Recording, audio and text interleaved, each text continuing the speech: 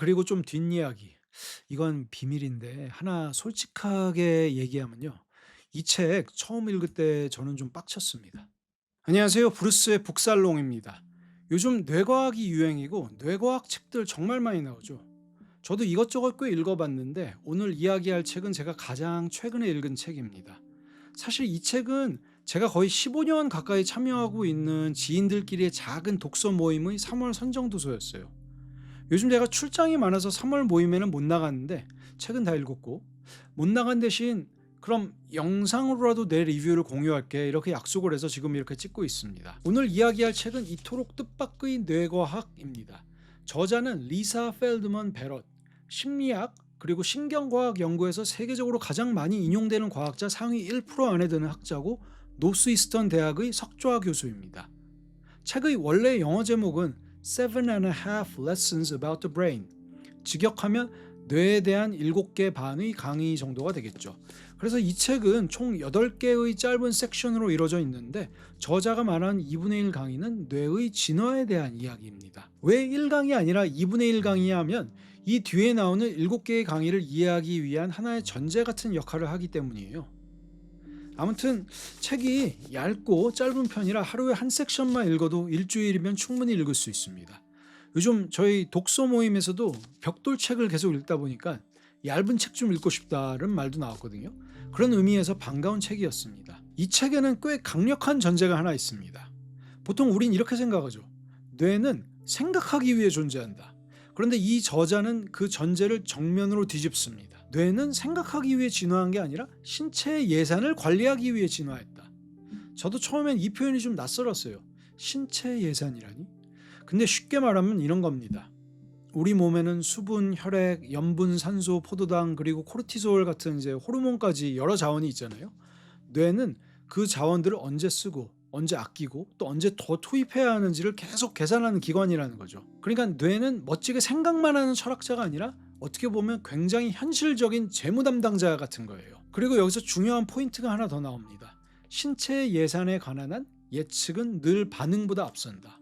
우리는 보통 먼저 보고 판단하고 그 다음에 행동한다고 생각하죠. 근데 이 책은 그 순서가 꼭 그렇지 않다고 말합니다. 오히려 예측하고 몸이 먼저 반응하고 그 다음에 생각이 붙는다, 이런 식이라는 거죠. 그러니까 뇌는 과거 경험을 바탕으로 이 다음에 무슨 일이 벌어질지를 미리 헤아리고 몸을 그에 맞게 준비시킨다는 겁니다. 이 전제를 바탕으로 뒤의 7개 강의가 펼쳐집니다. 저는 뭐 책 전체를 다 얘기하진 않을 거고요. 읽으면서 특히 흥미로웠던 포인트 몇 개를 좀 골라서 말씀드려 볼게요. 첫 번째는 1장에 나오는 삼위일체 뇌의 가설의 이야기입니다. 이건 꽤 유명한 이야기죠. 뿌리를 거슬러 올라가면 플라톤까지 연결되는 생각인데, 인간의 내면에는 3가지 힘이 있다는 겁니다. 첫 번째는 식욕이나 성욕 같은 기본적인 생존 본능, 두 번째는 기쁨, 분노, 두려움 같은 감정, 그리고 세 번째는 이성적인 사고, 그리고 그 이성이 본능과 감정이라는 야수에게 고삐를 채워서 우리를 더 문명화되고 도덕적인 방향으로 이끈다, 이런 그림인 거죠. 본능, 감정, 이성, 이 3가지가 인간 안에서 서로 긴장관계를 이루고 있다는 설명입니다. 사실 이거는 굉장히 설득력이 있는 이야기예요. 우리도 일상에서 감정적으로 굴지 마, 이성적으로 생각해, 이런 말 너무 자연스럽게 하잖아요. 그러다 보니까 이 프레임이 너무 익숙합니다. 그리고 이후 과학자들도 이런 구도를 바탕으로 뇌를 설명해 왔어요. 예를 들어 도마뱀 뇌, 변연계, 신피질 뭐 이런 식으로 나누면서요. 본능을 담당하는 오래된 뇌, 감정을 담당하는 뇌, 그리고 이성을 담당하는 인간적인 뇌, 이렇게 설명하는 방식이 있었죠. 심지어 그 코스모스를 쓴 칼 세이건 같은 유명한 과학자들도 이런 틀을 대중적으로 확산시킨 데 영향을 줬고요. 그러니까 이 삼위일체 모델은 그냥 허술한 가설이 아니라 철학적으로도 오래됐고 대중적으로도 엄청나게 강력한 영향력을 가졌던 모델입니다. 근데 이 책에서 저자는 이걸 굉장히 강하게 반박합니다. 거의 이렇게 말해요. 그거 틀렸다. 인간에게 특별히 새로 생긴 완전히 독립적인 이성의 뇌 같은 건 없고, 포유류라면 공통적으로 갖고 있는 구조들이 크기, 연결성, 발달 시간의 차이 속에서 다르게 나타날 뿐이라는 거죠. 태아 시기에 뇌가 만들어진 순서도 포유류 사이에서 꽤 공통적이고, 인간만의 완전히 별도인 부위가 있는 게 아니란 얘기예요. 그러니까 되뇌피질이 있으니 인간은 이성적이다, 이렇게 단순하게 말할 수 없다는 겁니다. 그런 논리대로라면 뇌가 더 큰 동물이 항상 더 우월해야 하는데 그건 또 아니잖아요. 예를 들어서 코끼리가 제일 철학적이어야 할 것 같지는 않으니까요. 그죠? 이 대목에서 저자가 특히 말하고 싶은 건 이겁니다. 우리가 흔히 생각 이퀄 합리적, 감정 이퀄 비합리적 이렇게 나누는데 그 공식이 꼭 맞는 건 아니라는 거예요. 예를 들어서 절박한 위험 앞에서 두려움을 느끼는 건 오히려 굉장히 합리적일 수 있습니다. 반대로 내가 뭔가 중요한 걸 찾고 있다고 생각하면서 틱톡이나 쇼츠를 몇 시간씩 스크롤하고 있는 거, 그거는 충분히 비합리적일 수 있고요. 이쯤 되면 합리성의 기준 자체를 다시 생각하게 됩니다. 이 저자는 합리성을 이렇게 재정의해요. 합리적이라는 건 논리적으로 맞는가 보다는 신체 예산을 지금 상황에 맞게 잘 운영하고 있는가에 가깝다. 예를 들어 볼게요.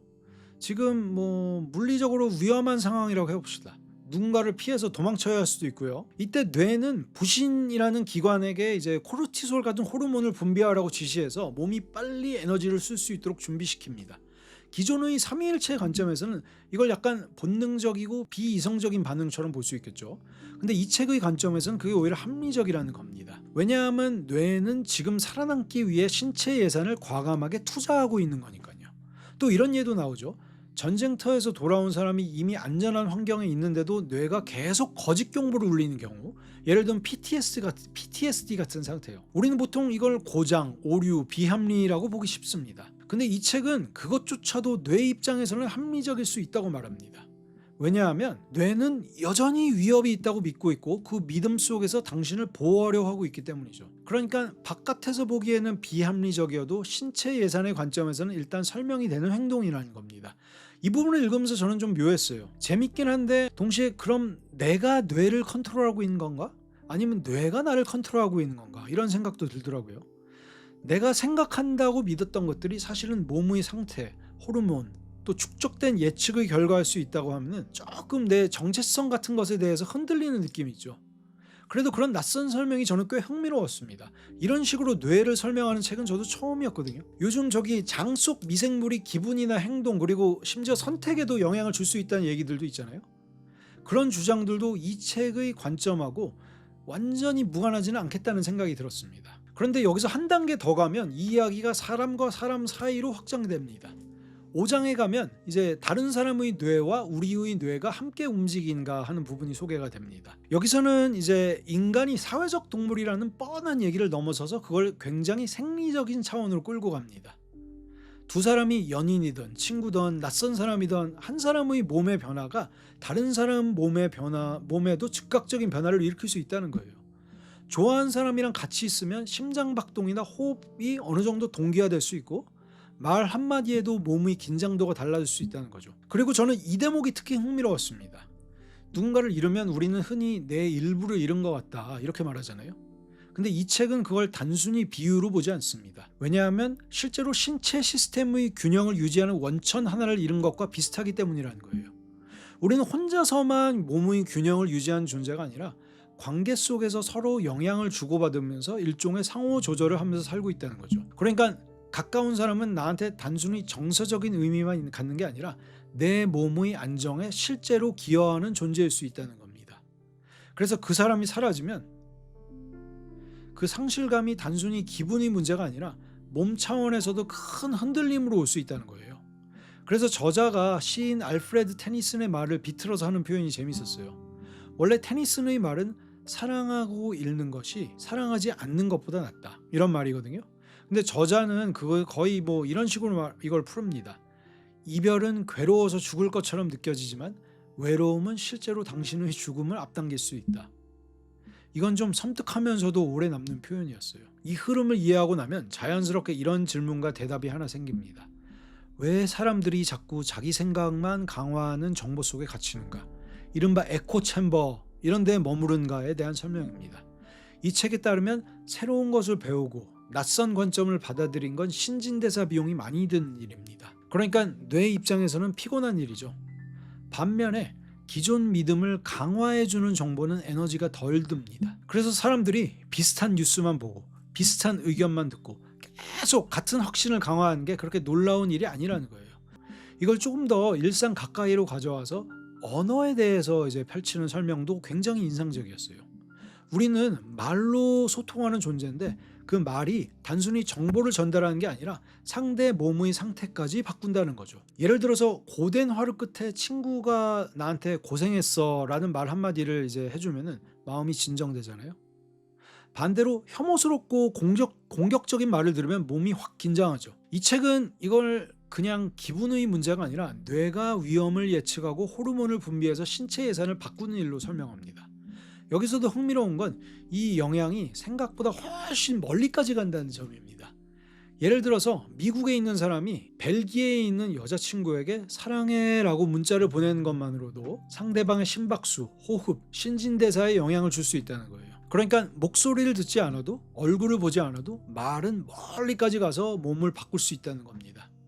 더 놀라운 건 이 영향이 거리만 넘는 게 아니라 시간도, 시대도 넘을 수 있다는 설명이에요. 성경이나 꾸란이나 논어나 이런 고대 문헌을 읽고 위로를 받은 적이 있다면 그건 이미 오래전에 사라진 사람들에게 신체 예산의 지원을 받은 것과 같다는 거죠. 이 부분은 읽으면서 되게 좋았어요. 책, 특히 고전은 단순히 정보가 아니라 내 몸을 안정시키고 에너지를 회복시키는 장치일 수 있다는 생각. 그래서 저는 여기서 자연스럽게 하나의 결론까지 가게 되더라고요. 좋은 책은 우리의 신체 예산을 도와줄 수 있다. 그러니까 양서를 읽어야 하고, 그리고 브루스의 북살롱도 봐야 된다. 웃으면서 말하지만 진심입니다. 그리고 좀 뒷이야기. 이건 비밀인데 하나 솔직하게 얘기하면요. 이 책 처음 읽을 때 저는 좀 빡쳤습니다. 앞에 추천사가 꽤 길게 나오는데 책 본문 시작하기 전에 이 책이 어떤 책인지, 무슨 내용인지 이미 막 설명을 해버려요. 그래서 읽으면서 이런 생각이 들었습니다. 아니, 이건 내가 읽으면서 느껴야 할 건데.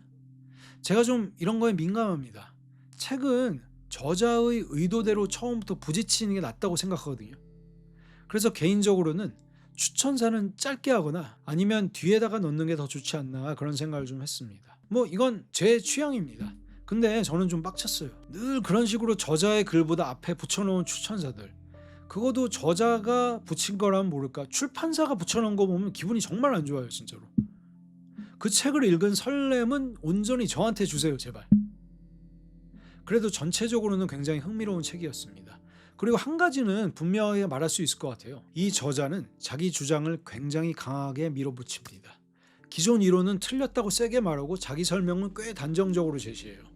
이게 읽는 사람 입장에서는 조금 거슬릴 수도 있습니다. 왜냐하면 과학이라는 것도 결국 가설의 축적 위에 있는 거니까요.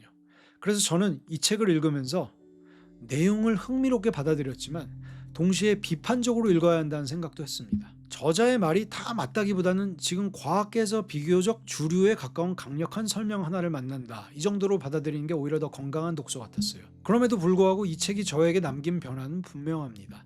사람을 보는 관점이 조금 달라졌어요. 예전 같으면 에이, 저 사람은 왜 저럴까?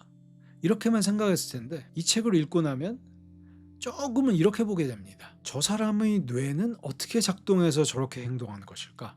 이 차이가 꽤 큽니다. 판단이 조금 줄고 이해가 조금 늘고 마음이 조금은 더 유연해집니다. 저는 그게 이 책의 가장 좋은 효과였던 것 같아요. 뇌과학에 관심은 있는데 너무 길고 무거운 책은 부담스럽다. 근데 한 번쯤은 생각을 흔들어주는 책을 읽고 싶다 하시는 분들께는 꽤 괜찮은 책이라고 생각합니다. 오늘도 브루스의 북살롱 들어줘서 감사하고요. 구독과 좋아요 부탁드립니다. 여러분의 구독과 좋아요가 제 신체 예산에 큰 도움이 됩니다. 다음에도 흥미로운 책 이야기로 찾아오겠습니다. 감사합니다.